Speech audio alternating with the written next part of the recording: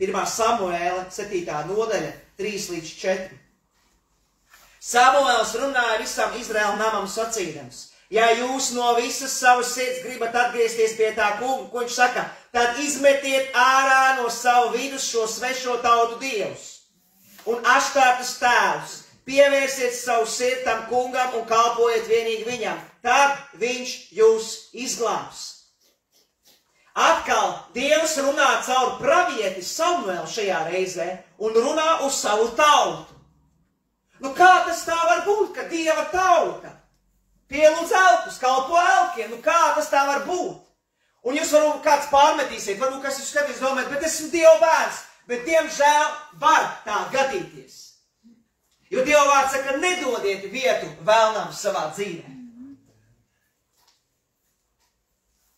Nu sakiet, ko gribiet, es esmu runājis ar ticīgiem cilvēkiem, viņi saka, klausies, bet tas nav grēks.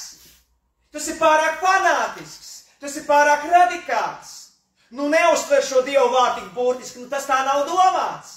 Dievs taču mīl visus, nu ko tu te cepies, ko tu te ņemies? Vai tad jūs ar tādiem Dieva bērniem nesat runājuši ar kristiešiem?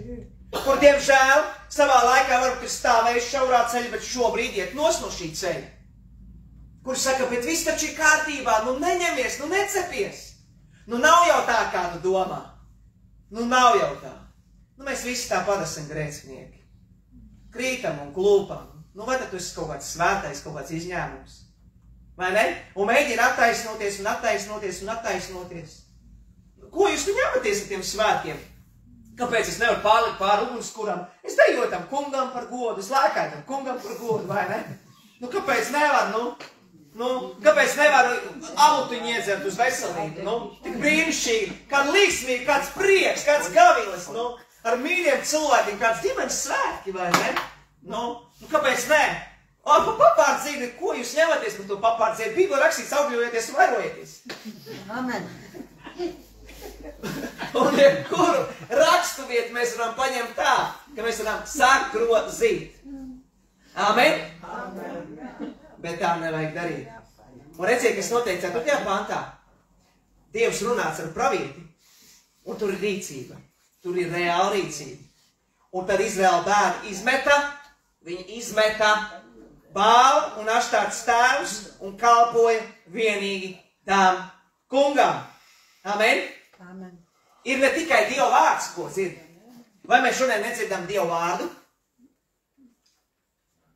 Jūs taču dzirdat šo Dievu vārdu. Amen? Jūs tagad dzirdat Dievu vārdu. Vai neticīgi cilvēki nedzird Dievu vārdu? Viņi dzird Dievu vārdu.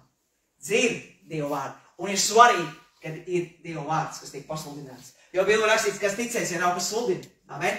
Ir jābūt kādam, kas pasludina Dievu vārdu. Ir jābūt kādam, kas runā Dievu vārdu. Amen?